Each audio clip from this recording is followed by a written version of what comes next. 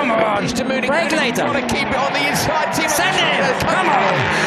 Seppa gets inside him. He ran a little bit deep and he's going to go from P1 down to P2. Got to stay on the left-hand side now and try and be inside the Amy as they get into turn 3. Nearly Timo.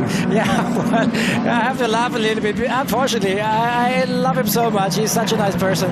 But this driving attitude is always quite nice, I would say, right? So you needed to be a bit meaner. Yeah, he should be. Sometimes I would, well, he was actually always arguing with me, like, you're driving way too hard sometimes. And I was like, yeah, sometimes yes. I said, well, maybe this is a mix of everything. But yeah. That's brilliant. Well, look, good tactics. Minnie's got Joker on lap 1. He won the start. The other thing, Timo, is when you're on that inside line, everyone always says, if I asked you, you'd always want to be on the pole. You'll always think you're going to take the lead to turn 1.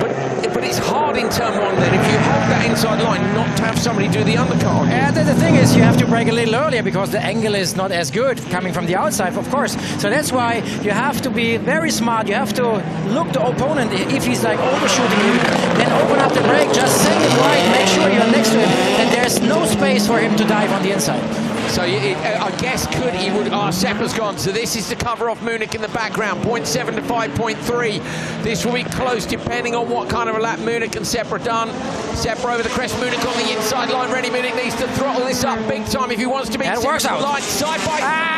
No. Right now he needs to make the pass that we saw in Euro RX3 a minute ago. Cut to the inside. Seppa, those not defensive enough.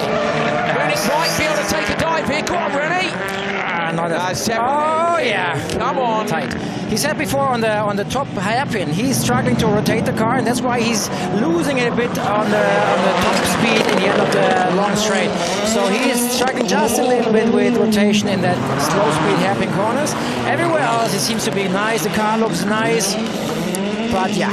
Litvinovich goes Joker this time, 5.9 ahead of Seppa. He's gone a lap early, so he wants to cover Seppa off early. Munich inside, Seppa up the hairpin, but there it is again on the exit. You can see a few car lengths to the advantage of Seppa. So Litvinovich leaves with a lap to go.